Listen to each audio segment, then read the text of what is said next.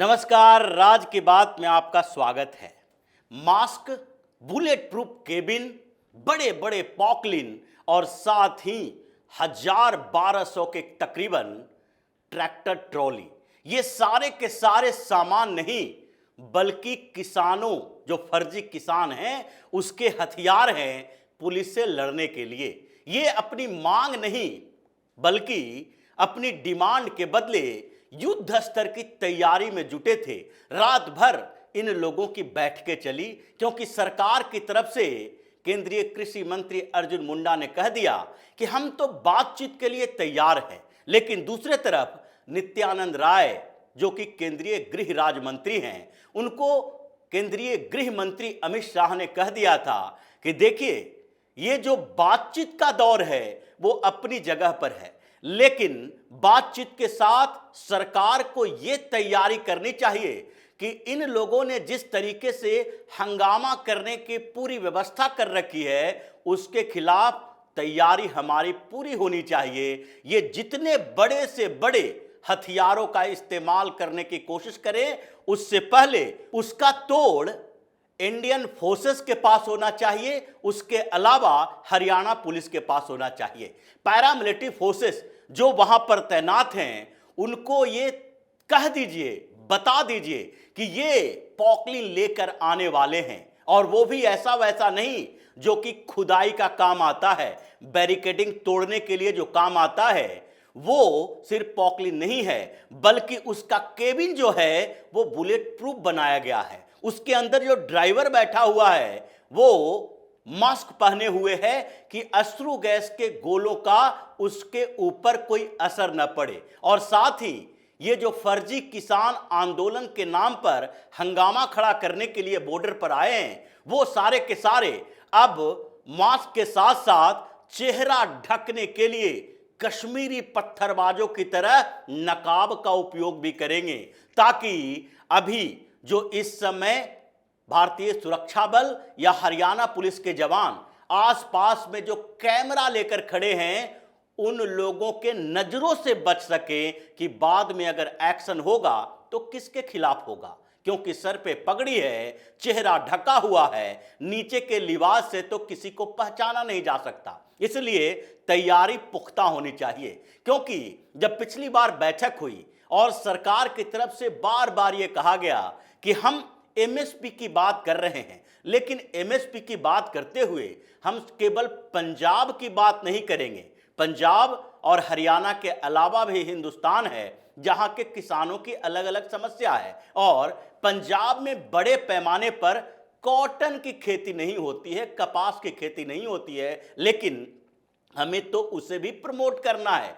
पंजाब में तेलीय पदार्थों की खेती नहीं होती है, यानी तिलहन की खेती नहीं होती है, इसके लिए भी हमें प्रयास करना है। दाल की खेती होती है, इसके लिए भी कोशिश करनी है। और सब मिला जुगलाकर अगर हम एमएसपी की बात करें तो सारे फसलों का एमएसपी वैसा होना चाहिए जो कि मार्केट पर इतना बड़ा प्रभाव न डाले कि फिर जो आप किसान के नाम पर आंदोलन कर रहे हो, सामान्य लोग सड़कों पर उतरने को मजबूर हो जाएं कि महंगाई बहुत बढ़ चुकी है।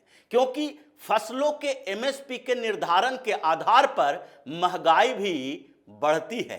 अगर हम फसल महंगी कीमत पर खरीदेंगे तो जो एमएसपी का रेट है सरकार के तरफ से, उससे ज्यादा पैसा मार्केट में जो ट्रेडर्स हैं उसको देना पड़ेगा, और वो लोग उस फसल की कीमत ज्यादा देंगे, मार्केट में फसल का रेट भी बढ़ेगा, और साथ ही सामान्य लोगों को जो कि दाल, चावल, गेहूं सब बाजार से खरीद कर लाते हैं, उन लोगों के लिए मुश्किल हो जाएगी। ये पूरे मार्केट को प्रभावित करता है, जिस पर सही तरीके से कमिटी बननी चाहिए और सारे एस्पेक्ट को देखना चाहिए। अगर सारे एस्पेक्ट को नहीं देखेंगे तो एक तरफा ये 10,000, 8,000 ये फर्जी किसानों के आंदोलन के नाम पर जो हंगामा खड़ा कर रहा है, उसकी मांग अगर मान ली जाएगी, उनके डिमांड्स को पूरा कर दिया जाएगा, तो फिर इसका मतलब है कि हर वर्ग जो अपनी मांग को लेकर हुड़दंगई कर सकता है,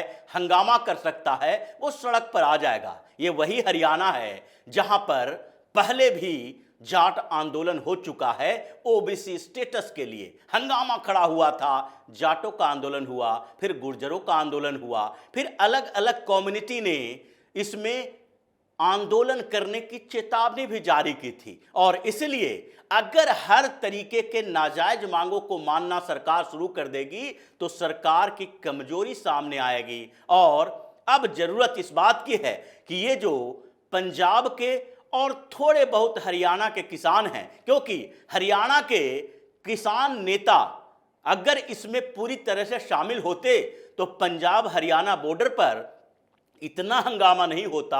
हरियाणा के किसानों के लिए तो दिल्ली बॉर्डर पर आना आसान हो जाएगा, लेकिन इसमें कुछ फर्जी दलाल किसान नेता इन्वॉल्व हैं और अब जरूरत है पिटाई, गिरफ्तारी और जेल का। यानी 3 शब्द इनके तरफ से भी होना चाहिए। सरकार भी 3 शब्दों का इस्तेमाल करे कि अगर आप कानून व्यवस्था को धक्का पहुंचाएंगे, कानून का उल्लंघन करेंगे तो आपके साथ कोई रहम नहीं बरता जाएगा।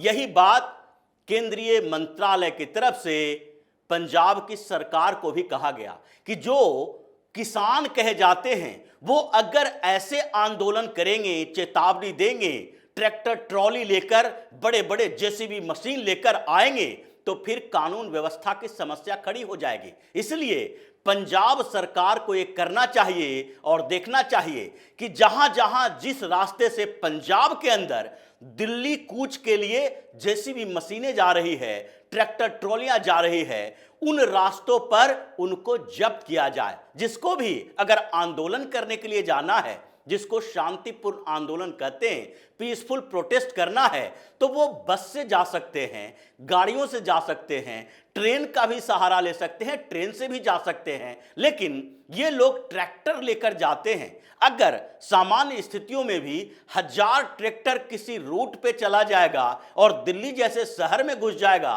तो वहां पर तबाही मच जाएगी, वहां के ट्रैफिक व्यवस्था छिन्न भिन्न हो जाएगी, लोग परेशान हो जाएंगे। और लोगों को परेशान करके कोई अपनी डिमांड, अपनी मांग को मनवाना चाहे तो यह संभव इस सरकार में नहीं है। इसलिए शंभू बॉर्डर पर फिर से आंसू गैस के गोले दागे गए। ये जो फर्जी किसान हैं वहां पर 11 बजे के बाद आंदोलन के लिए पहुंचे और फिर से कूच किया, क्योंकि इनका मानना है कि अब सरकार जो है बातचीत के लिए जितना ऑफर देना था वो दे चुकी है, इससे ज्यादा नहीं दे सकती। और इन्होंने क्या मांग रखी है कि तत्काल से ऑर्डिनेंस लाओ, ऑर्डिनेंस के माध्यम से ही सही, लेकिन ऑर्डिनेंस लाओ और उसके माध्यम से लीगल स्टेटस प्रदान करो एमएसपी का। जबकि सरकार का कहना है कि हम अलग अलग फसलों के लिए जो एमएसपी देते हैं उसके लिए हम एक कॉन्ट्रैक्ट साइन भी कर सकते हैं।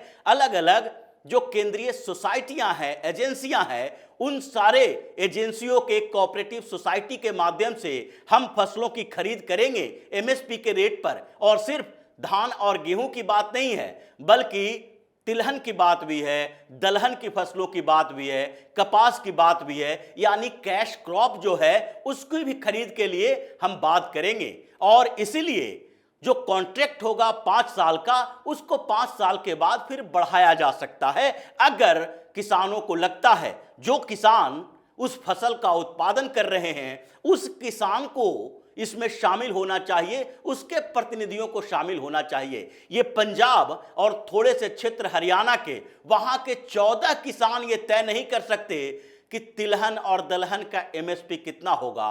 ये 14 किसान ये तय नहीं कर सकते कि कर्नाटक में जो कॉस्ट ऑफ प्रोडक्शन है फसलों का वो कितना होगा और उसमें एमएसपी कितना जारी किया जाना चाहिए। बिहार के क्षेत्रों में जो फसलों का उत्पादन हो रहा है वहां पर उसका एमएसपी कितना होना चाहिए, सरकार उसके लिए क्या सहयोग दे सकती है। इसलिए इन फर्जी दलाल किसान नेताओं की बात अब सरकार सुनने वाली नहीं है। न तो किसानों का लोन माफ होगा, जो कि ये लोग हंगामे के साथ डिमांड कर रहे हैं कि पूरे हिंदुस्तान के सारे किसानों का लोन माफ कर दो, कर्ज माफ कर दो। अगर ऐसा है तो पंजाब के किसानों को लगता है अपने राज्य की सरकार के साथ ये करे, क्योंकि सरकार ने यह भी कहा कि पंजाब के किसान लोन माफ करने की बात कर रहा है और पंजाब की सरकार जिसके मुख्यमंत्री भगवंत मान जब बने तो उसके बाद केंद्र में आए, दिल्ली आकर उन्होंने क्या डिमांड रखी कि वहां का खजाना खाली है, 3 लाख करोड़ रुपए का कर्ज पंजाब के ऊपर है और 3 लाख रुपए करोड़ रुपए के कर्ज को चुकाना अभी तो मुश्किल है, इसलिए हम रेवेन्यू जनरेट करने का उपाय कर रहे हैं और केंद्र सरकार अभी कुछ सालों के लिए हमें 1 लाख करोड़ रुपए का कर्ज के तौर पर ही दे, जिसे हम इंस्टॉलमेंट के स्तर पर चुकता कर देंगे। अभी हमारे पास रेवेन्यू के सोर्सेस नहीं है। लेकिन हुआ क्या? हुआ वही उसका उलट, क्योंकि भगवंत मान की सरकार भी पॉपुलिस्ट पॉलिटिक्स करने वाले ये केजरीवाल के इशारे पर चलती है और किया क्या, बिजली माफ कर दिए, पानी माफ कर दिए, किसानों के अलग अलग क्षेत्रों में लोन कुछ माफ कर दिए। ऐसे पंजाब में कर्ज और बढ़ रहा है। अलग अलग राज्य सरकारें अगर इसी तरीके से मुफ्तखोरी का काम करना शुरू कर देगी तो फिर अर्थव्यवस्था जो हम तीसरे पायदान पर लेकर आए हैं वो खिसकता हुआ 5वें, 7वें, 8वें पायदान पर चला जाएगा। मतलब साफ है कि ये कुछ 2000, 4000, 10,000 लोगों के हुड़दंगई के कारण यह व्यवस्था नहीं बदली जा सकती, भारत को पीछे की तरफ नहीं धकेला जा सकता। और यही वजह है कि अमित शाह ने कमर कस ली है और उन्होंने सीएम खट्टर को बता दिया है कि आप वहां कर बॉर्डर पर बिल्कुल डटे रहें। और यही वजह है कि सीएम मनोहर लाल खट्टर ने कह दिया है कि हम पंजाब के उन किसानों को जो 1200 ट्रैक्टर ट्रॉलियों के साथ, जेसीबी मशीनों के साथ हरियाणा के रोड से गुजरेंगे और वहां पर जाम लगाएंगे, ये बर्दाश्त करने वाले नहीं हैं। अगर वो लोग चाहते हैं कि हरियाणा से जाने का रास्ता उन्हें मिले तो वो शांतिपूर्ण तरीके से पैदल जाएं, बस के माध्यम से जाएं, ट्रेन के माध्यम से जाएं, उसमें हरियाणा की सरकार नहीं रोकेगी। यही बात पंजाब हरियाणा हाईकोर्ट की तरफ से कहा गया जिसमें पीआईएल दर्ज की गई थी और हाईकोर्ट ने हालांकि हरियाणा की सरकार को भी निर्देश दिया कि आप भी सहयोग कीजिए, लेकिन इन किसान नेताओं को भी कहा कि आप लोग हुड़दंग नहीं कर सकते। अगर आपको प्रोटेस्ट करना है, दिल्ली जाकर प्रोटेस्ट करना है तो आप बस से जा सकते हैं। ये ट्रैक्टर लेकर जाने का क्या मतलब है, जेसीबी मशीन लेकर जाने का क्या मतलब है? आपका मकसद कोई समाधान करना नहीं है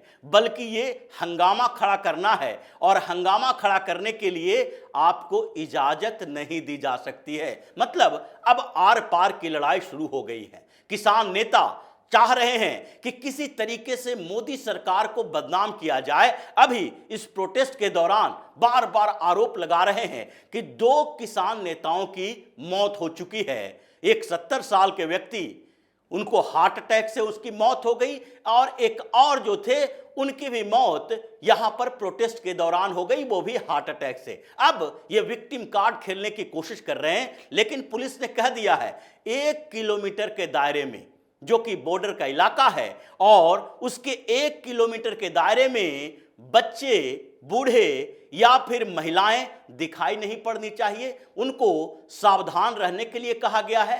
मीडिया कर्मियों को भी कहा गया है कि यहां पर विवाद बहुत ज्यादा बढ़ सकता है, 1 किलोमीटर के दायरे से आप लोग बाहर रहें, क्योंकि जिस तरीके से ये जेसीबी मशीन लेकर आ रहे हैं, बुलेट प्रूफ केबिन वाला, लोहे के बड़े बड़े हथियार लेकर आ रहे हैं, ये तो युद्ध करने की स्थिति में पहुंच गए हैं। और उसके लिए पैरामिलिट्री फोर्सेस के पास जो उपाय है वो किया जाएगा। और ऐसे में अगर बच्चे हुए, महिलाएं हुई, बुजुर्ग व्यक्ति हुए या मीडिया कर्मी हुए तो इन लोगों को नुकसान होगा।